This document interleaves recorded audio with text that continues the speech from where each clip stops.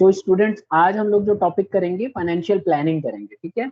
हमने financial management हम कर रहे थे और हमने पीछे के टॉपिक डिस्कस कर लिए हैं, ठीक है। तो आज हम लोग पहले पढ़ेंगे फाइनेंशियल प्लानिंग क्या होती है। देखो प्लानिंग सबको पता है, कोई भी चीज जब हम एडवांस में डिसाइड कर लेते हैं तो उसको हम लोग प्लानिंग कहते हैं। तो फाइनेंशियल प्लानिंग क्या है? बेसिकली फाइनेंशियल प्लानिंग है जब हम फाइनेंस से रिलेटेड कोई भी प्लान करते हैं तो उसको फाइनेंशियल प्लानिंग कहा जाता है। बिजनेस के अंदर फाइनेंस से रिलेटेड बहुत सारी प्लानिंग करनी पड़ती है। जैसे बिजनेस को ये डिसाइड करना पड़ता है कि पैसा अगर वो रेज करेगी कंपनी तो कौन से सोर्स से करेगी, इक्विटी शेयर्स के थ्रू करेगी या प्रेफरेंस शेयर्स के थ्रू करेगी या डिबेंचर्स के थ्रू करेगी। अच्छा, हर एक सोर्स में अलग अलग रूल है। जैसे अगर वो डिबेंचर करती है तो उसको एसेट गिरवी रखने पड़ेंगे। अगर इक्विटी शेयर्स करती है तो वो परमानेंट शेयर होल्डर बन जाएंगे, मतलब वो कभी क्लेम नहीं करेंगे अपने पैसे। तो कुछ के फायदे हैं और कुछ के नुकसान भी हैं। तो सबसे पहले हम ये देखते हैं कि फाइनेंशियल प्लानिंग होती क्या है। देखिए, व्हेन द फाइनेंशियल प्लानिंग अगर आप देखो तो ये एक ऐसा प्रोसेस है जिसके अंदर फाइनेंस से रिलेटेड प्लान किया जाता है। देखो ऊपर लिखा हुआ मैंने कि when the process of planning employed in finance it is called financial planning. जब भी हम कोई पैसे से संबंधित प्लानिंग करते हैं तो उसी को हम फाइनेंशियल प्लानिंग कहते हैं। It involves the estimation, procurement, utilisation and administration of funds. इसके अंदर क्या आता है कि हम अंदाजा लगाते हैं कि कितना हमें पैसे की जरूरत पड़ेगी, तो इसमें एस्टिमेशन लगाया जाता है। फिर प्रोक्योरमेंट, यानी कि अगर हम पैसा प्राप्त करते हैं तो कहाँ से वो पैसा प्राप्त करेंगे। फिर आता है यूटिलाइजेशन, हम इस पैसे का यूटिलाइजेशन कैसे करेंगे, ठीक है। और एडमिनिस्ट्रेशन कैसे करेंगे, मतलब इसको कैसे कैसे हम चलाएंगे इस पैसे। तो ये भी डिपेंड करता है, इट्स टोटली डिपेंडेंट कि हम किस तरह की स्ट्रेटजी बनाते हैं, ठीक है। तो फाइनेंशियल प्लानिंग बेसिकली क्या है, इसके अंदर आपको अंदाजा लगाना पड़ता है कि बिजनेस को कितना पैसे की जरूरत है, कितने समय की जरूरत है पैसे के लिए, और कब इस पैसे को लौटाना पड़ेगा, तो आपके पास पैसा अवेलेबल रहेगा कि नहीं रहेगा। ये सारी चीजें आपको पहले से ही कैलकुलेट करके रखनी पड़ती है। Its objective is to ensure that enough funds are available. और देखो नीचे मैंने लिखा हुआ है कि फाइनेंस के जब फाइनेंशियल हम प्लानिंग करते हैं तो हर एक बिजनेस को ये पता होना चाहिए कि उसके पास पैसा अवेलेबल है कि नहीं है सही टाइम पे। जैसे मान लो किसी बिजनेस को अपने सेटअप करना है, मतलब या एक नई ब्रांच ओपन करनी है, तो उसको बहुत सब पैसे की जरूरत पड़ेगी, तो उसको सही समय पे पैसा उसके पास अवेलेबल होना चाहिए, अदरवाइज वो बिजनेस डैमेज हो जाएगी। तो इसीलिए फाइनेंशियल प्लानिंग के अंदर हमें प्लान करना पड़ता है कि जो भी पैसा हमारे बिजनेस के अंदर है वो सही समय पे है कि नहीं, ठीक है। हमें तय करना पड़ेगा कि जिस समय हमें जरूरत पड़ेगी क्या वो पैसा हमारे पास अवेलेबल रहेगा, क्या हम ले पाएंगे। तो ये सारी चीजें प्लानिंग में आती। और कई बार ऐसा होता है कि आपके पास पैसा कुछ ज्यादा ही है कंपनी के पास, लेकिन सही समय पे नहीं है, तो वो भी यूजलेस है। और अगर आपने ज्यादा पैसा रेज कर लिया और कम पैसे की जरूरत है, वो भी यूजलेस है, क्योंकि फिर आप अननेसेसरी ज्यादा पैसा लेके बैठे हो सकता है आपने डिबेंचर्स के थ्रू या लोन के थ्रू रेज किया हो, तो आपको बहुत ज्यादा नुकसान उठाना पड़ सकता है, because you will have to give interest on that loan. तो ये एक नुकसान होता है कंपनी को सीधा। सबको समझ में आ गया फाइनेंशियल प्लानिंग क्या होती है?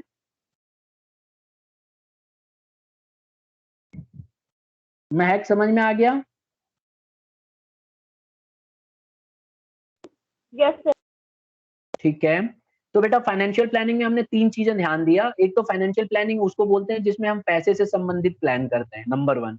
दूसरा, इसके अंदर हम एस्टिमेट करते हैं कि कितना पैसे की जरूरत होगी, कहाँ से वो पैसा प्रोक्योर किया जाएगा यानी प्राप्त किया जाएगा, उसको हम कैसे यूटिलाइज करेंगे और उस पैसे को कैसे एडमिनिस्ट्रेशन करेंगे, कैसे उसको खर्च करेंगे।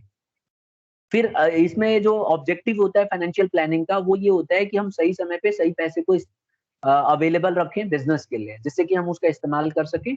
और ज्यादा पैसा, एक्स्ट्रा पैसा भी, एक्सेस मनी भी नहीं रहनी चाहिए, नहीं तो वो भी नुकसान है बिजनेस के। अब हम इसके एस्पेक्ट्स पढ़ते हैं कि फाइनेंशियल प्लानिंग के एस्पेक्ट्स क्या हैं।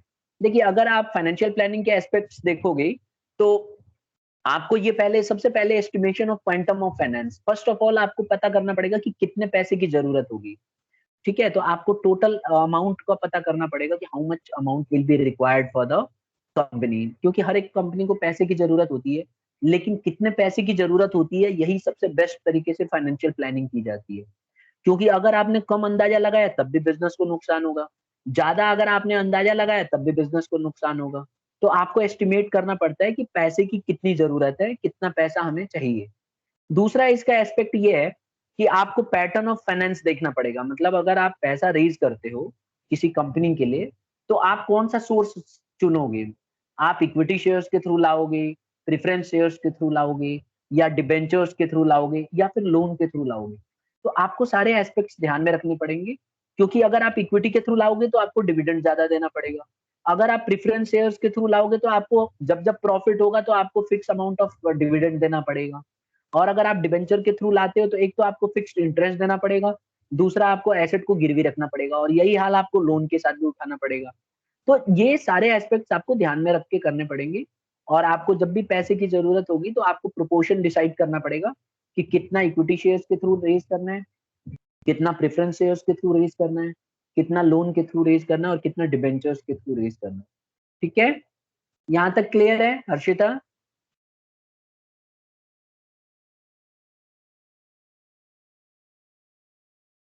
यहाँ तक बेटा क्लियर है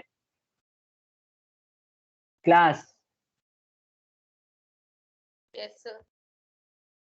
ठीक है, तो हमने दो पढ़ लिया। एक है प्रॉपर यूटिलाइजेशन ऑफ फाइनेंस। देखो एक एस्पेक्ट ये कहता है फाइनेंशियल प्लानिंग का कि अगर हम प्रॉपर तरीके से प्लान करेंगे फाइनेंस को लेके, तो हम पैसे का सही इस्तेमाल कर पाएंगे, इफेक्टिव यूटिलाइजेशन कर पाएंगे पैसे का। और हम पॉलिसी, जो भी हमारे बिजनेस के अंदर पॉलिसी है और प्रोग्राम्स हैं, उनको प्रॉपर तरीके से इफेक्टिव बना सकेंगे। ठीक है, तो इसीलिए फाइनेंशियल प्लानिंग बहुत इंपॉर्टेंट हो जाती है। अगर हम प्रॉपर तरीके से प्लान करेंगे तो हम पैसे का सही इस्तेमाल कर सकते हैं, और जो भी हमने पॉलिसी बनाई है बिजनेस के अंदर, वो पॉलिसी आसानी से हम उसको रेज कर सकते हैं और उस पॉलिसी को अच्छे से इम्प्लीमेंट कर सकते हैं। तो यही थे तीन एस्पेक्ट हमारे बिजनेस। फिर आता है टाइप्स ऑफ फाइनेंशियल प्लानिंग। देखो जब हम फाइनेंशियल प्लानिंग करते हैं तो हमारे पास दो तरह के फाइनेंशियल प्लानिंग होती है। एक होता है बेटा लॉन्ग टर्म फाइनेंशियल प्लानिंग, और एक होता है शॉर्ट टर्म फाइनेंशियल प्लानिंग। सबसे पहले हम बात करते हैं लॉन्ग टर्म फाइनेंशियल प्लानिंग की। तो अगर आप देखो, जब भी हम प्लानिंग करते हैं ना, तो या तो हम 3 से 5 साल के बीच में सोचते हैं यूजुअली, तो इसको हम लॉन्ग टर्म फाइनेंशियल प्लानिंग कहते हैं। इसमें क्या फोकस किया जाता है कि जो भी आप एसेट खरीदने वाले हो, जो भी आप कैपिटल एक्सपेंडिचर करने वाले हो, वो लंबे समय के लिए आप सोचते हो। जनरली 3 से 5 साल के बीच में सोचते हो आप कि इतने समय बाद हमारी बिजनेस की क्या हालत होगी, हमें कितने एसेट्स खरीदने होंगे, हम उसको कैसे इस्तेमाल करेंगे। तो आप लंबे समय के लिए सोचते हो, बेसिकली 3 से 5 साल के बीच में सोच रहे होते हैं। लेकिन जब आप शॉर्ट टर्म फाइनेंशियल प्लानिंग करते हो, तो जनरली ये 1 साल के लिए होता है या 1 साल से कम के लिए होता है। तो इसको हम बोलते हैं शॉर्ट टर्म फाइनेंशियल प्लानिंग। तो आप दो तरह से प्लान करते हो, या तो बहुत लंबे समय के लिए प्लान करते हो, या फिर आप 1 साल या 1 साल से कम के लिए प्लान करते हो। ठीक है, तो जब भी आपसे पूछा जाए कि what are the types of financial planning, तो आप कह सकते हो there are two types of financial planning. One is long term financial planning, another one is short term financial planning. Short term financial planning वो planning है जो 1 साल या उससे कम के लिए किया जाता है, और लॉन्ग टर्म प्लानिंग वो होती है फाइनेंशियल प्लानिंग जिसमें हम जब भी पैसा रेज करते हैं, तो हम बहुत लंबे समय के लिए सोचते हैं कि इस पैसे का इस्तेमाल हम कौन से एसेट खरीदने के लिए करेंगे, कितने समय तक इसको यूज करेंगे। तो इस तरह से हम लोग उसको प्लान करते हैं। ठीक है, हाँ या ना बताइए, अगर किसी को नहीं समझ में आया कोई भी पॉइंट तो पूछ सकते हो। राहुल समझ में आ गया ये वाला पॉइंट? दो तरह की टाइप्स ऑफ प्लानिंग होती है। Yes sir. ठीक है, अब हम आगे बढ़ते हैं बेटा। इसके आगे नेक्स्ट आता है objectives of financial planning. Objectives क्या है? देखो फाइनेंशियल प्लानिंग क्या क्या ऑब्जेक्टिव होता है, किस उद्देश्य से हम इसको बनाते हैं। तो आप देखो सबसे पहले इसका ऑब्जेक्टिव ये होता है कि ये इंश्योर किया जा सके कि सही समय पे सही पैसा अवेलेबल हो। आप सबको पता है कि जितनी बड़ी बड़ी कंपनियां होती हैं, कंपनियों को कई कई हजार करोड़ की जरूरत होती है। तो फाइनेंशियल प्लानिंग इसीलिए किया जाता है कि जब भी उनको जरूरत होगी तो उनको पैसा उनके पास होना चाहिए। जैसे मान लो एक बहुत बड़ी कंपनी है, और उसको मान लो बहुत बड़े एसेट्स खरीदने हैं, लैंड खरीदना है, बिल्डिंग खरीदनी है, तो it will require lot of money. तो फाइनेंशियल प्लानिंग के अंदर हम यही प्लान करते हैं कि ये पैसा कहाँ से आएगा, ठीक है, और अवेलेबल रहेगा कि नहीं रहेगा। तो इसमें हम अंदाजा लगा लेते हैं कि हमें आगे चल के 3 साल बाद, 4 साल बाद कितने पैसे की जरूरत पड़ेगी, और आज 1 साल के अंदर अंदर कितने की जरूरत पड़ेगी। उसी के हिसाब से हम प्लान करते हैं। अगर हमें लगता है कि 1 साल के अंदर अंदर हमें इतने करोड़ की जरूरत पड़ेगी, तो हम पहले डिसाइड कर लेते हैं कि भाई इतना पैसा कहाँ कहाँ से मंगाएंगे। और अगर हमें लगता है कि 4-5 साल बाद कितनी जरूरत पड़ेगी, तो हम लॉन्ग टर्म प्लानिंग कर लेते हैं। तो यही है, सबसे पहला ऑब्जेक्टिव यही होता है फाइनेंशियल प्लानिंग का, कि ये इंश्योर करता है कि हमें पैसा कहाँ से मिलेगा और कैसे प्राप्त करेंगे हम, ठीक है। इंश्योर कराता है कि पैसा अवेलेबल रहे, तो it includes estimation of fund for a long term as well as short term needs of the organisation. तो सबसे पहला ऑब्जेक्टिव आपको समझ में आ गया कि पैसा जब भी जरूरत पड़ेगी तो पैसा अवेलेबल होना चाहिए, ये पहला ऑब्जेक्टिव है फाइनेंशियल प्लानिंग। दूसरा आता है to ensure that the firm does not raise resources unnecessary. देखो फाइनेंशियल प्लानिंग में एक सबसे इंपॉर्टेंट एस्पेक्ट ये भी होता है कि कंपनी बिना मतलब का पैसा ना रेज करे। कई बार क्या होता है कि कंपनी जब पैसा मंगाती है तो कई बार गलती हो जाती है उसको अंदाजा लगाने में और अननेसेसरी पैसा मंगा लेती है। तो ये भी एक गलत सिचुएशन है। अगर मान लो कोई कंपनी अननेसेसरी पैसा मंगा लेगी तो फिर वो पैसा पूरा बर्बाद जाएगा, ठीक है। वो पैसा बिजनेस के अंदर पड़ा रहेगा, वो इस्तेमाल नहीं होगा। तो इसीलिए कंपनी को इंश्योर करना पड़ता है कि बिना मतलब का अननेसेसरी रिसोर्सेज अवेलेबल ना हो, चाहे वो पैसे के फॉर्म में हो चाहे इंडिविजुअल के फॉर्म में हो, ठीक है। तो ये हेल्प करता है मिनिमाइज करने में लॉस को। बिना मतलब का फंड जो पड़ा रहता है बिजनेस के अंदर उसको मिनिमाइज करता है, खत्म करता है। तो हमने दो ऑब्जेक्टिव पढ़ा। पहला हमने पढ़ा कि जरूरत पड़ने पे पैसे की कितनी रिक्वायरमेंट है उसको पूरा करता है फाइनेंशियल प्लानिंग। दूसरे नंबर पे हमने पढ़ा कि फालतू पैसा रेज करने से बचाता है। हम अननेसेसरी पैसा रेज नहीं करते और फिजूल का पैसा पड़ा नहीं रहता बिजनेस के अंदर। इस फाइनेंशियल प्लानिंग करने से ये फायदा होता है। तीसरा, अगर आप ये देखो तो फाइनेंशियल प्लानिंग के जो हमने ऑब्जेक्टिव्स हैं हमने दो ही करने हैं, ठीक है स्टूडेंट्स। आ गया समझ में? Yes sir. अब आ जाता है इंपॉर्टेंस। देखो ऑब्जेक्टिव्स हमारे सिलेबस में नहीं दिया हुआ है लेकिन आपने फिर भी पढ़ लिया, 2 पॉइंट याद रखना। अब इंपॉर्टेंस है हमारे सिलेबस में कि फाइनेंशियल प्लानिंग की इंपॉर्टेंस क्या है, फाइनेंशियल प्लानिंग क्यों करनी चाहिए, इसका एडवांटेज क्या है। देखो कभी भी इंपॉर्टेंस पूछता है तो आप इसका एडवांटेज लिख सकते हो या इसकी क्यों जरूरत पड़ी, फाइनेंशियल प्लानिंग क्यों होना चाहिए। तो सबसे पहली वजह है फोरकास्टिंग। देखो फाइनेंशियल प्लानिंग करने से आप आसानी से फ्यूचर को फोरकास्ट कर सकते हो कि आगे चल के हमें कितना पैसे की जरूरत पड़ेगी, कितना पैसे हम रिक्वायर होगा और कौन कौन से सोर्स से हम मंगा सकते हैं। तो इसको बोलते हैं फोरकास्ट करना, ठीक है। ये हेल्प करता है ऑर्गेनाइजेशन को कि फ्यूचर वो देख सके कि कितना पैसे की जरूरत पड़ सकती है। अगर आप एडवांस में बैठ के सोचने लगोगे कि हमें ये पैसे की जरूरत पड़ेगी, हमें इतना बिल्डिंग चाहिए, हमें इतना है, तो आप पहले से ही फोरकास्ट करना शुरू कर दोगे। तो इसीलिए फाइनेंशियल प्लानिंग बहुत जरूरी है। देखो एक एग्जांपल से मैं बताता हूँ आपको। जैसे मान लीजिए एक कंपनी ने डिसाइड किया कि वो और अपनी नई ब्रांच ओपन करेगी। तो अगर कंपनी को नई ब्रांच ओपन करना है तो उसको पहले से प्लान करना पड़ेगा ना कि कितना लैंड खरीदेगी, कितना बिल्डिंग होगी, कितने एम्प्लॉइज होंगे उसके पास, कौन कौन सी मशीनों की जरूरत पड़ेगी। तो इसके लिए फाइनेंशियल प्लानिंग करना पड़ेगा और आपको फोरकास्ट करना पड़ेगा, आपको अंदाजा लगाना पड़ेगा कि इतना इतना चाहिए। तो तभी जाके आप वो सारे पैसे एडवांस में अटेन कर पाओगे। शुभम, सही है कि नहीं? Shubham Yadav, yes sir. ठीक है। तो फोरकास्टिंग करने में मदद करता है। तो पहला इंपॉर्टेंस हो गया कि ये फाइनेंशियल प्लानिंग से हम अंदाजा लगा सकते हैं, फोरकास्ट कर सकते हैं कि हमें आगे चल के कितने पैसे की जरूरत होगी। दूसरा इसका फायदा ये है, इंपॉर्टेंस ये है कि अवॉइडिंग अनसर्टेनिटी। देखो अनएक्सपेक्टेड सिचुएशन से बचने में मदद करता है। अगर हम पहले से ही फाइनेंशियल प्लान करके रखेंगे तो हमें ना अनएक्सपेक्टेड सिचुएशन नहीं आएगी। जैसे हमें पहले से ही पता होगा कि हमें इतने इतने पैसे की जरूरत होगी तो हम पहले से ही वो पैसे इकट्ठे करके रखेंगे।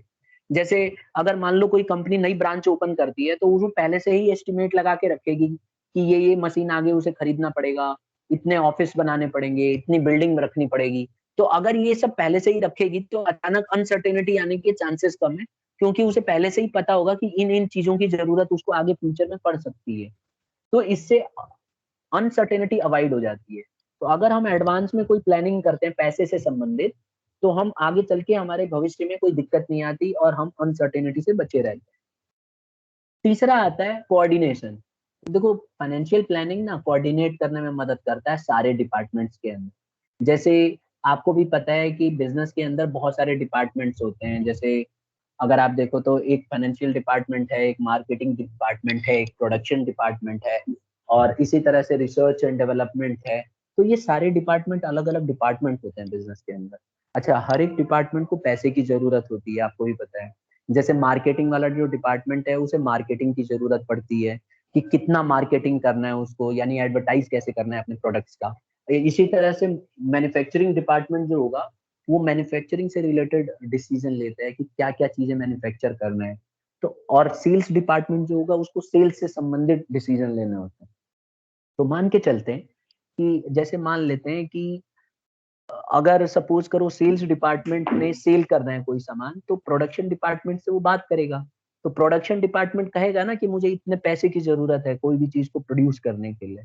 तो बेसिकली फाइनेंशियल प्लानिंग इसकी मदद करता है, क्योंकि जब भी वो बोलेगा कि मुझे प्रोडक्शन की जरूरत है, तो फाइनेंशियल प्लानिंग कहेगा कि अच्छा ठीक है, उसने पहले से ही एस्टिमेट लगाया होगा कि इतना इतना प्रोड्यूस करेगा तो इतना खर्चा आएगा, तो उसको पैसे दे देगा। इसकी मदद से सेल्स डिपार्टमेंट से भी कोऑर्डिनेट हो जाएगा, मैन्युफैक्चरिंग डिपार्टमेंट भी कोऑर्डिनेट करेगी। इसी तरह से सारे डिपार्टमेंट एक दूसरे से टच में रहेंगे और सब एक दूसरे को कोऑपरेट करेंगे ऊपर ले जाने के लिए बिजनेस को। तो ये मदद करता है कोऑर्डिनेशन बनाए रखने में। इमेजिन करो, अगर हमने फाइनेंशियल प्लानिंग नहीं की होती और हमारे पास पैसे नहीं होते, और प्रोडक्शन डिपार्टमेंट या यूं कह लो मैन्युफैक्चरिंग डिपार्टमेंट को अचानक मैन्युफैक्चर करना होता, तो रॉ मटेरियल खरीदने के लिए पैसे नहीं होते, तो हम क्या करते, रॉ मटेरियल खरीद ही नहीं पाते। तो इसीलिए बहुत जरूरी है कि फाइनेंशियल प्लानिंग हो। Is it clear students? Yes, sir. ठीक Yes, है। sir. इसके बाद आता है नेक्स्ट, जो आता है रिड्यूसेस वेस्टेज। देखो, अगर आप कोई भी चीज का प्लानिंग अच्छे से करेंगे ना, खास करके पैसे से संबंधित, कि आपको कितने पैसे की जरूरत है, तो आपके बिजनेस के अंदर डुप्लीकेशन नहीं होगा, पैसे वेस्ट नहीं होंगे। ठीक है, आप उस पे वॉच रख सकते हो। जैसे इमेजिन करो, अगर कोई कंपनी पहले से ही प्लान करके रखी हुई है कि उसको 15 करोड़ की जरूरत पड़ेगी नया बिजनेस स्टार्ट करने के लिए एक पर्टिकुलर लोकेशन पे, तो उसको पता है ना कि 15 करोड़ रुपए लगेंगे, तो उसी के हिसाब से वो प्लानिंग करेगी। और अननेसेसरी अगर वेस्टेज होगा तो दिखाई देगा उसको कि भाई 15 करोड़ में तो हमने अंदाजा लगाया था कि हम सब कुछ कर लेंगे, हम एसेट खरीद लेंगे, एम्प्लॉय को सैलरी दे देंगे, और ये सब हमने अंदाजा लगाया, तो इतना पैसा लग कैसे गया। तो फिर उसको एनालाइज करेगी तो उसे पता चल जाएगा कि कहाँ बेवकूफी हुई है। तो अगर हम प्रॉपर तरीके से प्लानिंग करते हैं फाइनेंस रिक्वायरमेंट्स की, तो ये वेस्टेज होने से बचाता है। और मतलब हम वेस्टेज नहीं होता अननेसेसरी का, और डुप्लीकेशन ऑफ एफर्ट्स नहीं होता, मतलब कोई दूसरा इसका फायदा नहीं उठा सकता। Is it clear? Yes, sir. ठीक है। Yes, एक और sir. एक और आता है इजी इवैल्यूएशन। देखो, अगर आप फाइनेंशियल प्लानिंग अच्छे से करोगे, तो ये मदद करता है आपको एक्चुअल परफॉर्मेंस को कंपेयर करने में जो आपने प्लान किया था। क्यों? क्योंकि जब आपने प्लानिंग की थी तो आपने अंदाजा लगाया था कि आप इतना इतना पैसे की जरूरत पड़ेगी, और अगर मान लो उससे ज्यादा पड़ जाती है, तो आप आसानी से इवेल्युएट कर सकते हो कि आपकी बिजनेस की परफॉर्मेंस कैसी है। आप आउटस्टैंडिंग हो या एक्सीलेंट हो या वेरी गुड हो या एवरेज पे चल रहे हो या बिलो एवरेज चल रहे हो। तो आसानी से इवेल्युएट करने में मदद करता है। इसको ऐसे समझ सकते हैं, जैसे मान लो एक कंपनी ने प्लान किया कि अ, वो अपना नया बिजनेस जो एक पर्टिकुलर लोकेशन पे खोलेगा, उसमें वो सपोज करो 100 करोड़ लगाएगा, और उस 100 करोड़ से आगे चल के वो इतना रिटर्न कर पाएगा, मतलब इतना कमा पाएगा। ठीक है। और मान लो कि उसने 100 करोड़ का इंतजाम कर लिया कहीं ना कहीं से, और उससे जो जो उसने प्लान किया था कि मैं इतना एसेट खरीदूंगा, इतना बिल्डिंग लगाऊंगा, इतने एम्प्लॉयज रखूंगा, ये सब कुछ कर लिया कंपनी ने। लेकिन लास्ट में क्या हुआ कि वो चीज फुलफिल नहीं कर पाया, जो उसने अंदाजा लगाया था कि इतना कमा पाएगा वो नहीं कमा पाया। तो आसानी से अपने आप को इवेल्युएट कर सकता है, कंपेयर कर सकता है कि उससे क्या गलती हुई है, किस वजह से वो पूरा अचीव नहीं कर पाया अपना टारगेट। तो ये एक तरह से इवेल्युएशन करने में भी मदद करता है, क्योंकि जब हम कोई चीज का प्लानिंग करते हैं ना, तो हम आसानी से उसको कंपेयर कर सकते हैं। लेकिन अगर हम प्लानिंग ही नहीं करेंगे तो हम कोई भी चीज को कंपेयर नहीं कर पाते। तो ये आप यूं कह सकते हो कि फाइनेंशियल प्लानिंग की वजह से हम आसानी से इवेल्युएट कर सकते हैं कि हम कहाँ पे स्टैंड करते हैं और कितना हमने परफॉर्म किया, हमारी बिजनेस कैसी चल रही है। ठीक है स्टूडेंट्स, तो ये थे हमारे 5 इंपॉर्टेंस ऑफ फाइनेंशियल प्लानिंग। पहला क्या था? फोरकास्टिंग। जब हम फाइनेंशियल प्लान करते हैं तो हम फोरकास्ट कर लेते हैं कि हमें कितने पैसे की जरूरत है आगे भविष्य में। और हम दो तरीके से फोरकास्ट करते हैं, लॉन्ग टर्म और शॉर्ट टर्म। शॉर्ट टर्म होता है 1 साल के लिए, लॉन्ग टर्म होता है 1 साल से ज्यादा के लिए, ऑलमोस्ट 5 ईयर्स तक के लिए हो सकता है। फिर दूसरा हमने पढ़ा, अनसर्टेनिटी को अवॉइड करता है, क्योंकि हम पहले से ही प्लान करके रखे हुए हैं कि इतने पैसे की जरूरत होगी, तो अचानक से जरूरत पड़ेगी तो अनसर्टेनिटी नहीं आएगी, हमें पहले से ही पता होता है कि हाँ इतने पैसे चाहिए, तो हम कहीं ना कहीं से अरेंज करके रखते हैं। तीसरा है कोऑर्डिनेशन। वो मैंने आपको बताया था कि सेल्स डिपार्टमेंट, प्रोडक्शन डिपार्टमेंट और बहुत सारे डिपार्टमेंट होते हैं कंपनी के अंदर, तो एक दूसरे से वो कोऑर्डिनेट करते हैं, क्योंकि हमने पहले से फाइनेंस से रिलेटेड प्लान किया हुआ है कि कौन से डिपार्टमेंट को कितना पैसा देना है, कितना जरूरत पड़ेगी, तो हम उसको प्रॉपर तरीके से एलोकेट कर देते हैं उतना पैसा, तो सब एक दूसरे के साथ अच्छे से कोऑर्डिनेट। फिर चौथा हमने पढ़ा रिड्यूस वेस्टेजेस, इसके वजह से वेस्टेज कम होता है। ये भी हमने पढ़ लिया कि फाइनेंशियल, अगर आप कोई चीज, अगर पैसे से संबंधित अगर आपने अच्छे से प्लान किया हुआ है तो आप वेस्ट नहीं होने देंगे, क्योंकि आपको पता है इतने पैसे की जरूरत होगी, इतने की मशीन खरीदनी है, इतने की बिल्डिंग खरीदनी है, तो आप उतने के हिसाब से ही, अपने प्रोग्राम के हिसाब से ही चलोगे और अननेसेसरी का आप खर्चा नहीं करोगे, क्योंकि आपके पास उससे ज्यादा पैसा ही अवेलेबल नहीं। तो ये रिड्यूस करता है वेस्टेज होने से भी। और सबसे लास्ट वाला है इजी इवैल्यूएशन। आसानी से आप इवैल्यूएट कर सकते हो, कंपेयर कर सकते हो कि आप कहाँ पे स्टैंड करते हो। Is it clear students? ये वाला टॉपिक समझ में आ गया सबको? Yes, sir. Yes sir. ठीक है, तो ये तो था फाइनेंशियल प्लानिंग। अगर आपसे जैसे कोई पूछता है what do you mean by financial planning, तो आप सीधा बता सकते हो कि it is a planning of finance. Okay, anything, it is a process where planning is made on finance. अच्छा, क्या किस चीज की प्लानिंग? प्लानिंग इस चीज की कि पैसा कहाँ से रेज किया जाएगा, कौन कौन से सोर्स होंगे रेज करने के, इक्विटी होगा, प्रेफरेंस होगा, डिवेंचर होगा, लोन होगा, कौन सा सोर्स होगा ये, और लॉन्ग टर्म होगा कि शॉर्ट टर्म होगा ये। तो ये, इसको हम लोग बोलते हैं फाइनेंशियल प्लान। अब जो हमारा टॉपिक है ये है कैपिटल स्ट्रक्चर। देखिए, कैपिटल स्ट्रक्चर का मतलब क्या होता है, पहले तो ये समझते हैं। Capital structure refers to the mix of composition, mix और composition of long term source of fund such as equity capital, preference share capital, debentures, long term loans and reserves and surplus. तो आप ज्यादा कुछ मत देखो, आप chart को थोड़ा ध्यान से देखो, यहीं से क्लियर हो जाएगा। देखो, ये जो चार्ट आप देख रहे हैं ना, पाई चार्ट, इसमें मान के चलते हैं कि ये सब पैसा है। तो हमने पैसा कौन कौन से सोर्स से इकट्ठा किया? हमने थोड़ा सा डिबेंचर से किया है, जो ये आप रेड में देख रहे हैं, ये हमने डिबेंचर के थ्रू किया है। इसी तरह से आप जो ग्रीन वाले में देख रहे हैं, ये हमने प्रेफरेंस शेयर्स के थ्रू इकट्ठा किया है। लोन वाला आप देख रहे हो पर्पल कलर, ये लोन से हमने इतना इकट्ठा किया है। और इसी तरह से ब्लू वाला देख रहे हो, ये इक्विटी के थ्रू हमने किया। तो इससे हमें बेटा पता चल जाएगा कि हमने जो पैसा रेज किया है बिजनेस के अंदर, कौन सा पैसा ज्यादा, किस सोर्स के थ्रू हमने ज्यादा रेज किया है। तो आप मुझे बताओ, इस कंपनी में जो आप देख रहे हो यहाँ पे चार्ट, शुभम यादव बताएंगे और मयंक प्रोथी, इक्विटी। इन दोनों, हाँ, इन दोनों में सबसे ज्यादा हमने पैसा कहाँ से रेज किया है? इक्विटी। शुभम? इक्विटी से सर। इक्विटी से। बिल्कुल ठीक। और डिबेंचर से सेकंड नंबर पे किया है, फिर सब थोड़ा थर्ड सा नंबर कम में प्रेफरेंस। किया, और सबसे कम हमने लोन किया है ना। तो लोन। जो ये कंपनी है, इसका स्ट्रक्चर ये कहता है कि सबसे ज्यादा इक्विटी लिया, उसके बाद डिबेंचर से पैसे रेज किए, फिर थोड़ा सा प्रेफरेंस शेयर से, फिर थोड़ा सा लोन से। तो इन्हीं सबको, मिक्सचर को या कंपोजिशन को हम लोग कैपिटल स्ट्रक्चर कहते हैं।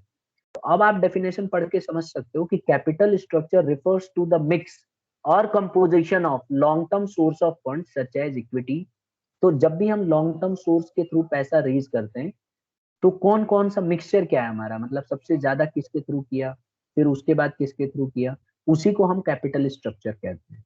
ठीक है, और कंपनी को ये तय करना पड़ता है कि सबसे ज्यादा अगर वो पैसा रेज करती है तो कौन से सोर्स का इस्तेमाल करे, क्योंकि अगर वो इक्विटी का इस्तेमाल करेगी तो इक्विटी पूरे लाइफ टाइम तक रहेगा। लेकिन इसमें सबसे बड़ी प्रॉब्लम क्या है कि इनके पास वोटिंग राइट होता है और ये लोग वोट करते हैं। लेकिन एक अच्छी बात क्या है कि जब भी बिजनेस को मुसीबत पड़ेगी, मान लो अगर किसी वजह से बिजनेस प्रॉफिट नहीं कमा पाई, तो इक्विटी शेयर होल्डर आपसे पैसा क्लेम नहीं करेंगे, मतलब वो उस साल डिविडेंड नहीं लेंगे, बोलेंगे कोई बात नहीं, कंपनी को लॉस हुआ है तो इस साल हमें पैसा नहीं चाहिए। कंपनी को बोलेंगे आप अच्छे से और मेहनत करो और अगले साल कमाने की कोशिश करो। तो जब तक प्रॉफिट नहीं होता, इक्विटी शेयर होल्डर अपना डिविडेंड नहीं मांगेंगे। लेकिन डिबेंचर्स अगर आपने लिया है तो डिबेंचर होल्डर तो नहीं मानने वाले, वो, उनको प्रॉफिट से कोई मतलब नहीं होता है, उनका फिक्स रेट होता है इंटरेस्ट का। तो वो आपसे पैसा क्लेम करेंगे, भले ही आपको प्रॉफिट हो या लॉस हो, इससे इनको कोई फर्क नहीं पड़ता। ऐसा ही है ना शुभम? Yes sir. तो अगर आप होते और आपको कैपिटल स्ट्रक्चर तय करना होता किसी कंपनी में, तो आप अपना व्यू बताओ कि आप, मतलब सबसे ज्यादा कौन सा आपको लगता है कि सबसे ज्यादा सेफ है? इक्विटी। इक्विटी सेफ है, लेकिन आपको ये नहीं लग रहा है कि इक्विटी शेयर होल्डर्स के पास वोटिंग राइट है और फिर आपको ज्यादा डिविडेंड भी देना पड़ेगा? अच्छा चलो, मैं एक ऑप्शन दे रहा हूँ। अगर आप बेटा बहुत ज्यादा कंट्रोल चाहते हो बिजनेस में, जैसे आप चाहते हो कि आप बिजनेस में ना कोई बाहर का आदमी ज्यादा इंटरफेयर ना करे, तो आपका सबसे पहली चॉइस क्या होती? इक्विटी, प्रेफरेंस, डिबेंचर या लोन?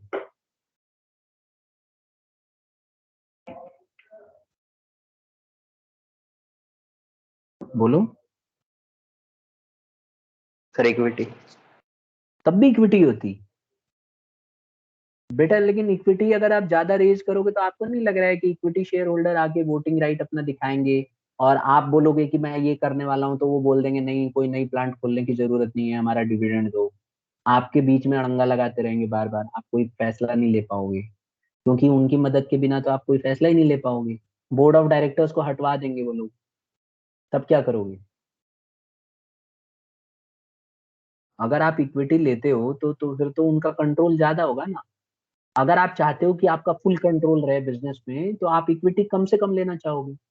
तो उसके बाद कौन सा ऑप्शन चूज करोगे? अब इक्विटी तो कर नहीं सकते आप ज्यादा, थोड़ा बहुत कर सकते हो लेकिन ज्यादा नहीं कर सकते, है कि नहीं? सर डिबेंचर्स लेंगे। चलो ठीक है, एक एक स्टूडेंट का व्यू है कि सर डिबेंचर ले लेंगे। तो ठीक है, डिबेंचर अगर आप लेते हैं तो कंट्रोल नहीं रहेगा, डिबेंचर होल्डरों का कंट्रोल नहीं रहता और खाली उनको इंटरेस्ट देना पड़ता है। हाँ ये है कि खतरा ये है कि अगर बिजनेस को गलती से लॉस हो गया ना, तब भी डिबेंचर होल्डर इंटरेस्ट मांगेंगे, वो नहीं मानने वाले।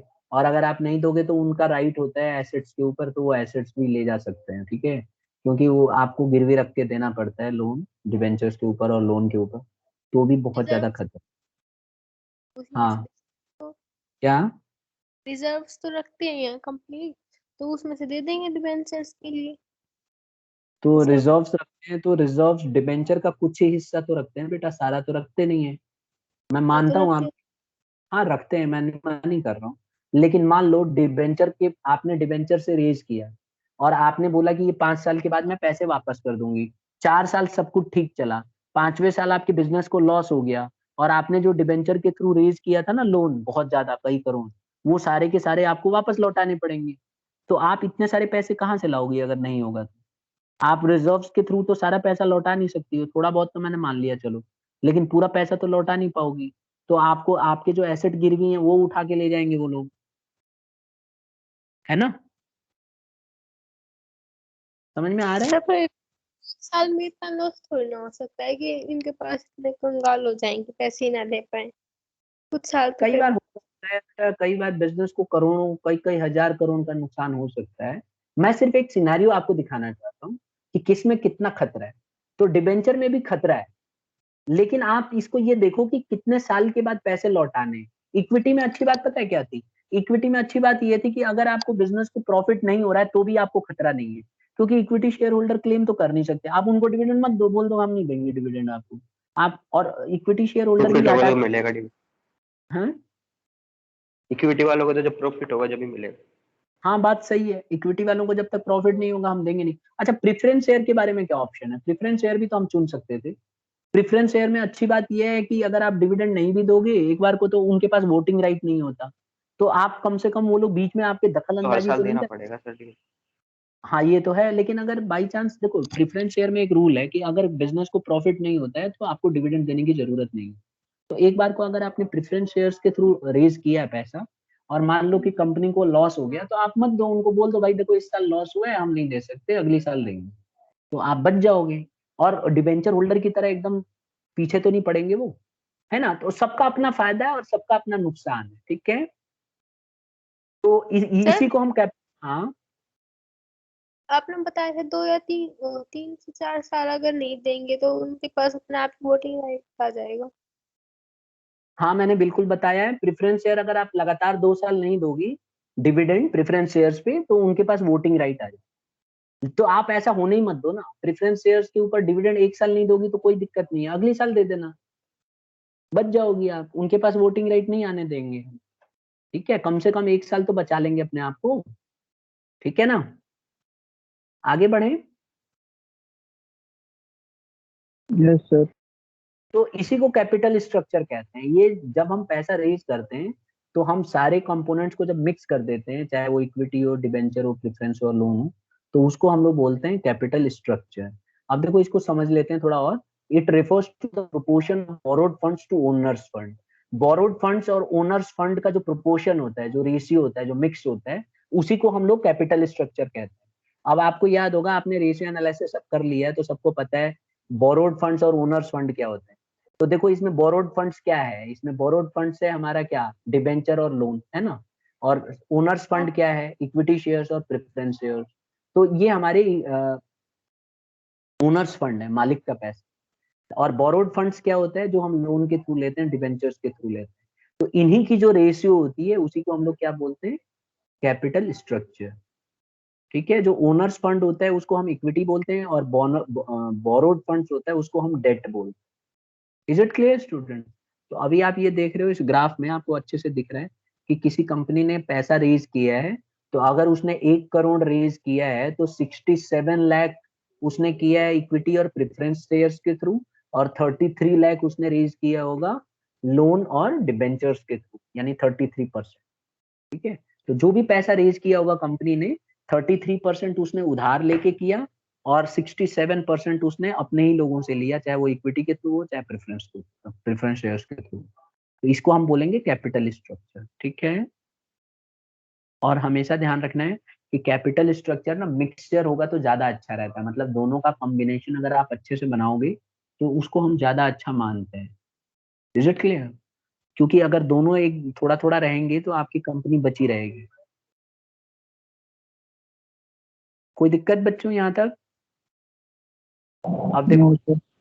अब देखो कैपिटल स्ट्रक्चर में ये बताया गया है कि capital structure of a company consist of any of the following forms.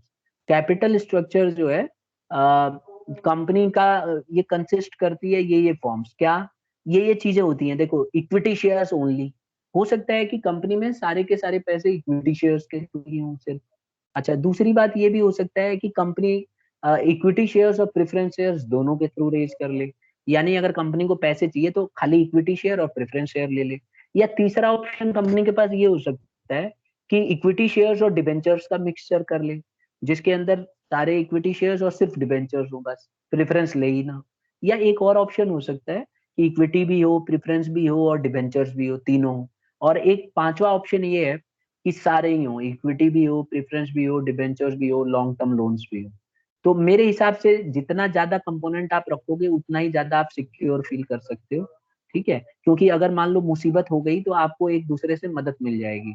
जैसे मान लो अगर कंपनी ने बहुत अच्छा कमा लिया तो आपको डिबेंचर को कम इंटरेस्ट देना पड़ेगा, क्योंकि पहले से ही फिक्स होता है रेट। तो इससे आप प्रॉफिट बचा पाओगे और इक्विटी शेयर होल्डरों को ज्यादा दे पाओगे, है ना। और प्रेफरेंस वालों का भी फिक्स होगा तो आपको उनको ज्यादा देना नहीं पड़ेगा। और इक्विटी वाले हु अल्लाह करेंगे कि भाई इस बार ज्यादा प्रॉफिट हुआ, तो आप उनको खुश करने के लिए बोल सकते हो हाँ भाई ले लो, चलो कोई बात नहीं। और अगर कभी बिजनेस में फ्यूचर में लॉस होता है तो आप इक्विटी शेयर होल्डरों को बोल सकते हो कि देखो इस साल हमें लॉस हो रहा है या ज्यादा प्रॉफिट नहीं हुआ है, तो इसीलिए हमें डिबेंचर होल्डर और प्रेफरेंस शेयर होल्डरों को पैसे देने, आप लोग इस साल डिविडेंड मत लो, अगले साल हम आपको दे देंगे। तो इससे बहुत बेनिफिट मिलता है स्ट्रक्चर अगर हम ढंग से बना के रखें। तो आ गया समझ में स्टूडेंट सबको? Yes sir. अब ठीक है ना, तो ये था हमारा। अब हम अगली क्लास में ना फाइनेंशियल लिवरेज पढ़ेंगे क्या होता है। ठीक है, ये अलग टॉपिक है। तो आज हम सिर्फ इतना ही कैपिटल स्ट्रक्चर तक पढ़ते हैं, और इतना हम इसको पहले आप नोट्स के थ्रू बनाओ। अगली वाली क्लास में मैं आपको फाइनेंशियल लिवरेज बताऊंगा कि फाइनेंशियल लिवरेज क्या होता है, और एक न्यूमेरिकल इस तरह से सॉल्व करेंगे क्वेश्चन, और इसके थ्रू हम लोग बताएंगे कि फाइनेंशियल लिवरेज क्या होता है। और एक आखिरी में पढ़ेंगे ट्रेडिंग ऑन इक्विटी। तो अगली क्लास में हमारी टॉपिक खत्म हो जाएगा ये चैप्टर। ठीक है, तो आज इतना ही करते हैं। आप इसके नोट्स बना के रखिएगा, क्लास में मैं चेक कर लूंगा, और कोई भी डाउट आता है तो आप पूछ लेना।